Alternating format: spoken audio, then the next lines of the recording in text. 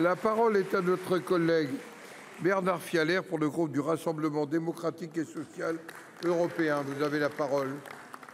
Merci, Monsieur le Président. Ma question s'adressait à Madame la Première ministre.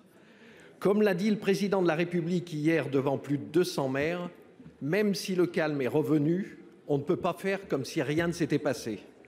Ce qui s'est passé était prévisible pour certains. Un premier diagnostic avait été porté dès 2017 par l'appel de Grigny. Et après son plan en 2018, Jean-Louis Borloo a tiré de nouveau l'alarme l'an dernier. Certains points ont été repris, comme les cités éducatives, dont nous avions salué l'intérêt avec la mission sur la délinquance des mineurs du Sénat. Le dédoublement des classes de CP, CE1 en REP et REP+, semble aussi porter ses fruits. Mais, Madame le Premier ministre, peut-on sérieusement dire que 75% du plan Borloo a été mis en œuvre? On ne peut pas demander davantage aux maires déjà beaucoup exposés. Ce n'est pas non plus le président de la République, seul à l'Élysée, qui pourra régler durablement les problèmes, ni croire que le rappel à l'ordre des parents, certes nécessaire, sera suffisant. C'est en conjuguant toutes nos forces que l'on s'en sortira. État, région, département, CNAF, CNAM, CNAV, Action Logement, Chambre consulaire, Caisse des dépôts, monde du HLM, secteur privé, associatif.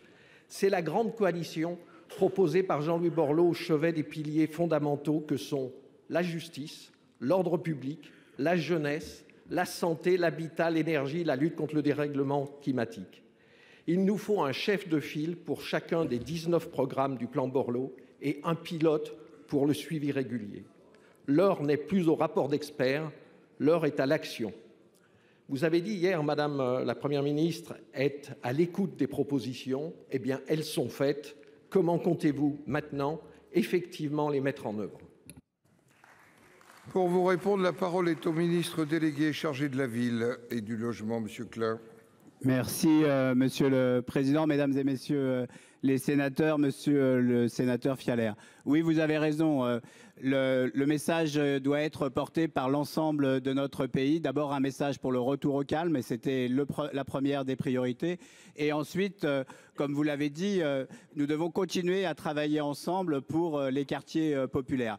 Vous rappelez le travail mené par Jean-Louis Borloo et son rapport. Un certain nombre d'entre vous y avaient d'ailleurs contribué. Moi-même, j'ai participé à son écriture. Et je peux vous assurer, on ne va pas peser ça au trébuchet, mais la réalité, c'est qu'un grand nombre des propositions de ce rapport ont été mises en œuvre. La première, c'est la relance de l'Agence nationale pour le renouvellement urbain. Lors du quinquennat précédent, nous sommes passés de 5 milliards à 12 milliards pour les quartiers populaires. Ça veut dire que tous les acteurs vont dépenser près de 50 milliards pour ces quartiers, avec un retour de financement de l'État qui était complètement sorti dans le quinquennat précédent, les deux quinquennats précédents du financement de l'ANRU, et c'est à regretter. Oui, les cités éducatives, 200 cités éducatives, et le président de la République l'a annoncé à Marseille, la généralisation des cités éducatives. Oui, les dédoublements des classes de cours préparatoires, de C1, de grande section, et maintenant, le président l'a aussi dit à Marseille, la scolarisation la plus précoce, notamment dans les quartiers populaires. Madame la Première ministre, lorsqu'elle était ministre de l'Emploi, a lancé les emplois francs et c'est un grand succès, plus de 100 000 emplois francs. Et là aussi, c'était dans le rapport Borloo. La culture au cœur de nos quartiers. Regardez le nombre de projets Demos, l'augmentation de ces projets dans nos quartiers. Regardez les microfolies qui se développent dans nos quartiers. Regardez le passeport mené par la ministre des Sports qui se met en place dans l'ensemble de nos quartiers. Oui, il faut continuer et dans les mesures quartier 2030, on continuera. Mais là, la réponse, l'urgence aujourd'hui, c'est bien de continuer à la concorde, au retour au calme. Et c'est ce que nous faisons avec le gouvernement et l'ensemble des élus locaux. Et je vous remercie. Monsieur Fialaire, vous avez quelques secondes.